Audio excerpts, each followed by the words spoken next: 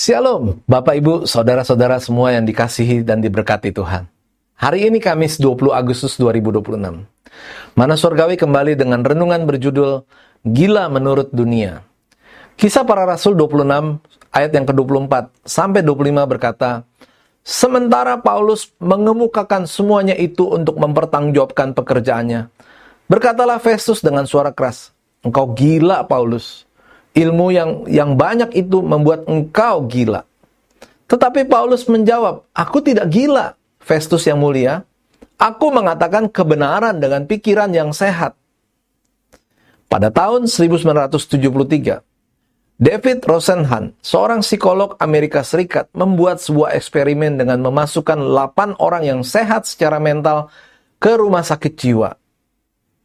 Mereka hanya memalsukan satu hal, yaitu mengaku mendengar 3 suara, kosong, hampa, gedebuk. Semua perilaku dan riwayat hidup lainnya disampaikan secara jujur.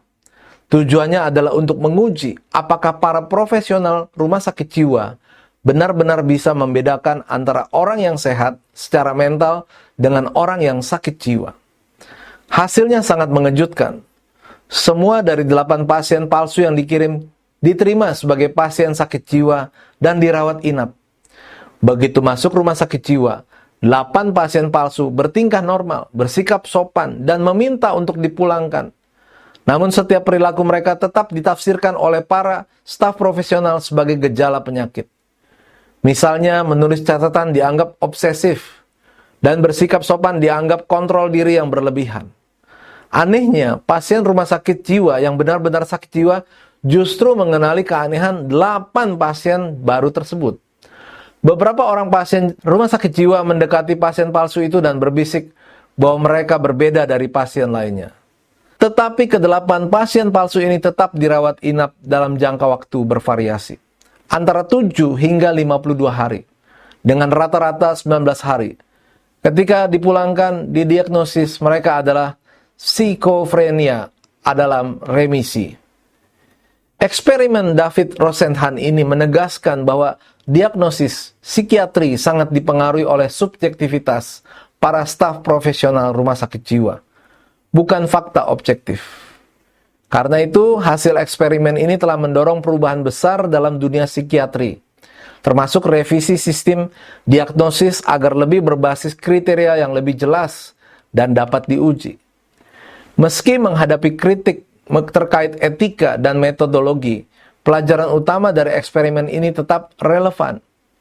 Persepsi atau subjektivitas ternyata dapat membentuk realitas lebih kuat daripada fakta yang sebenarnya. Dan keyakinan bahwa para profesional tidak mungkin salah adalah hal yang paling berbahaya. Para ahli atau para profesional ternyata tidak luput dari kekeliruan. Apalagi orang awam, banyak salah menilai orang lain. Orang baik dianggap jahat, orang jahat dianggap baik.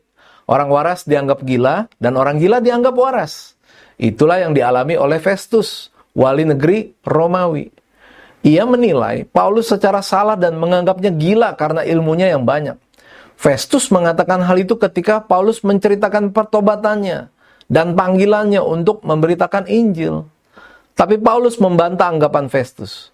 Ia berkata bahwa ia tidak gila. Ia mengatakan kebenaran dengan pikiran yang sehat.